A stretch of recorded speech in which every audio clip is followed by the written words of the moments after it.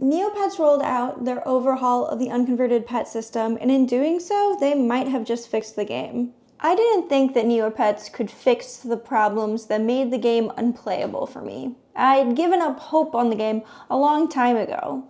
With its recent change in ownership, I thought, sure, they could take a stab at it, but I just don't really see this going anywhere. I don't really see there being a resurgence in Neopets. The way that they've handled rolling out the fix to Unconverted Pets has changed my mind and converted me to a believer in fixing everything that's wrong with Neopets. I could not imagine a way that the Neopets team could approach the complex broken problem that was Unconverted Pets until I saw the way that they handled it.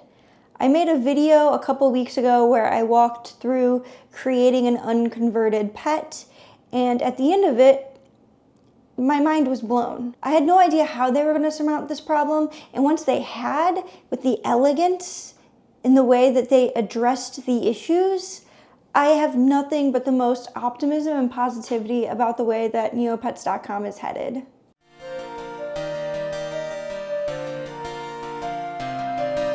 Let me give you a little bit of a recap of the disaster that was Unconverted Neopets. For the sake of time, I'm going to give a Cliff Notes explanation of how we got to the point that we are today. Neopets.com rolled out a site-wide update to modernize the art style of the pets, but also to introduce a monetized feature where users could purchase using real-world money Neopets currency, by which they could then participate in an on-site economy where they could style and customize their Neopets. In the effort of doing this, all of the original pet artwork had to be updated to standardized poses to make it easier for the artists to develop the art for the clothing that Neopets would sell.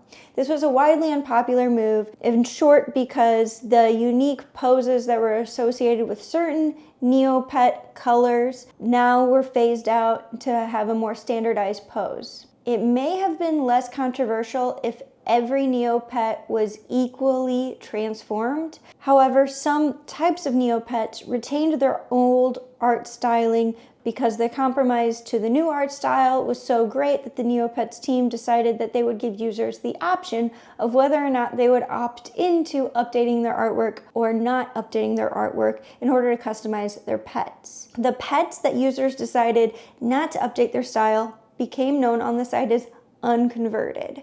And the new art that was rolled out unilaterally for all pets, and that was the only option moving forward for new pets of new colors, is called the converted pets.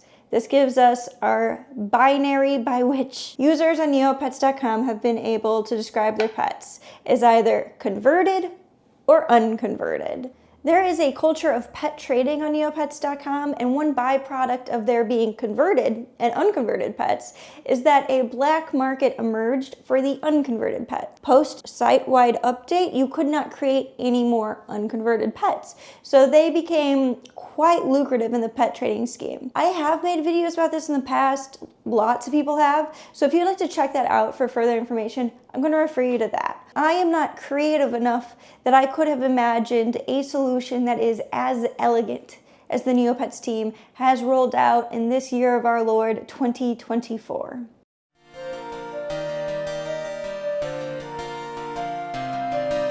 Here's how it works. The Neopets team decided to do away with unconverted pets. And what they did when they removed unconverted pets is the Neopets team provided to those users a skim to which they could apply to their pet to make them appear unconverted. The Neopets team actually rolled out new language and terminology to distinguish between these two art styles. We've got the standard Neopets, and then we have the nostalgic Neopets. And this is important because there is a difference between the nostalgic pets and the unconverted pets of yore. The unconverted pets of yore had very outdated artwork. Just conjure in your mind how many pixels you could count on a graphic from 2005 versus a vector graphic from the year 2024.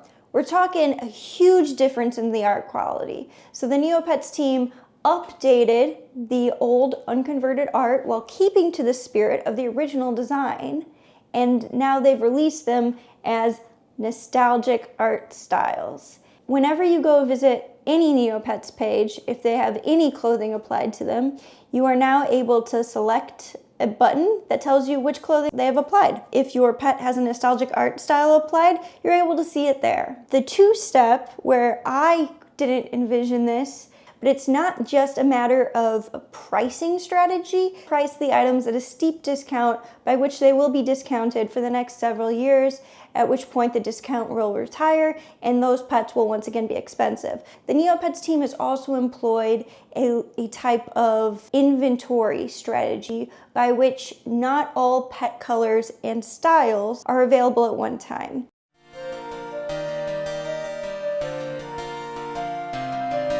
So this requires just a brief explanation of how Neopet colors work. Those of you who are familiar, just bear with me for a moment while I get everybody else up to speed.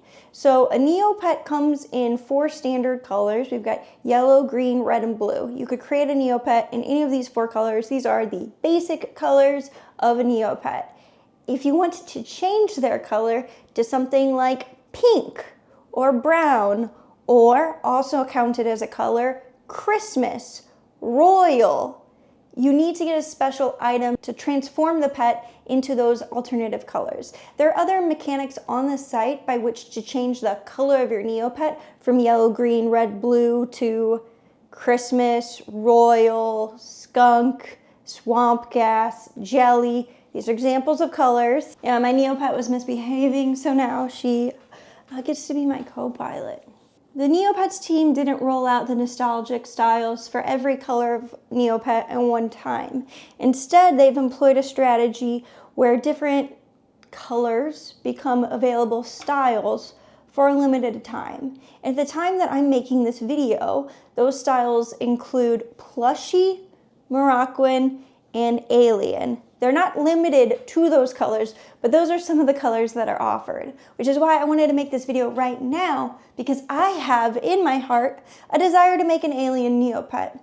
And part of the reason why this is all so important and pressing for me to talk about on camera is because for years I've been accumulating wealth on Neopets.com. I largely haven't played it in the last year. However, I've had all these resources at my disposal, but it's hard to find value in putting them to use when I don't see the website is currently having value. So it's really important for me to call out the fact that I now see Neopets as having value because I have reason to do the things on the website. One of the things that really caused me to lose my attachment to Neopets.com was the fact that I couldn't get the colors, the nostalgic style of pets that I wanted, no matter what I did. And I could on these alternative fan-made sites. And so once I was able to accomplish my goals on those sites, but not Neopets.com, kind of my idea of the legitimate website shifted. The real site lost its legitimization to me. This is something that I've talked about many times on this channel, where it's just like the features are the anchor point for your website. So if you don't have the features, people aren't going to come to your website and use it.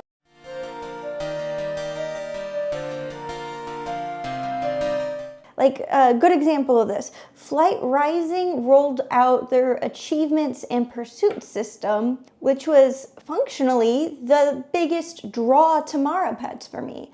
I played Mara Pets because it gave me that set of achievement that no other game gave me.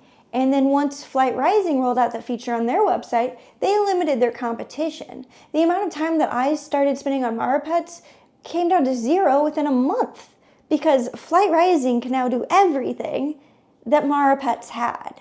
So by Neopets rolling this out, they've taken out all need of competition, right?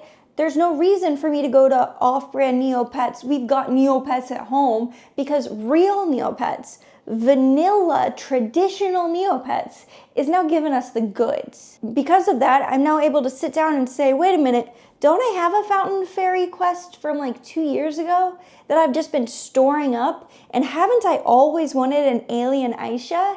Haven't I always wanted to recreate my unconverted Yuzuki girl? Well, now I can actually do those things. And on top of that, now I actually have an incentive to go on the website and play it, because I can do the things that I've been wanting to do for like nearly 2 decades, but was always slightly out of reach.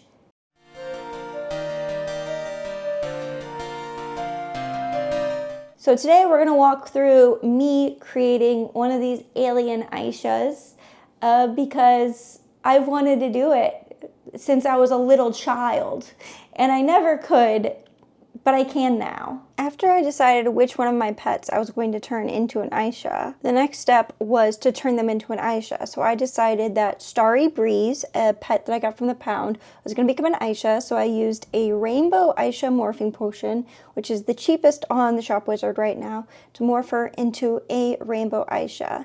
Then I made her into my active pet. From there, I went ahead and I moved to the Fountain Fairy in Fairyland. I've had this one stored up for a while, and it was finally time to use it. This is exciting that you can use Fountain Fairy to create an alien pet. The alien pet is a Labray specific color, and I tried Labray today and it didn't work, so I'm glad that the Fountain Fairy pulled through for me.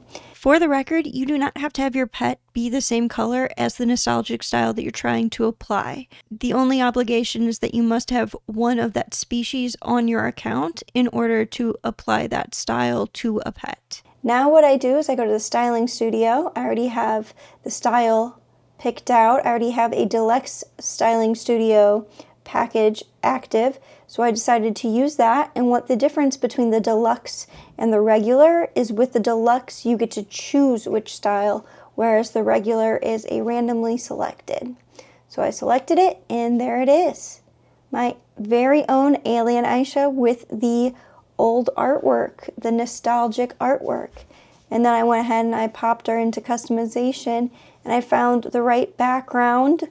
I just had a hunch that I had a space background lying around, and I thought that that would make a good appearance. I just wanted to give the biggest kudos and recognition to the Neopets team for figuring out how to implement this feature. I couldn't have imagined the intricacies, the challenges that they faced, and how they were going to surmount it. I know there are probably a lot of people out there who are upset, and I have no doubts that we're going to hear from you in the comments, but I just want to give credit where credit is due.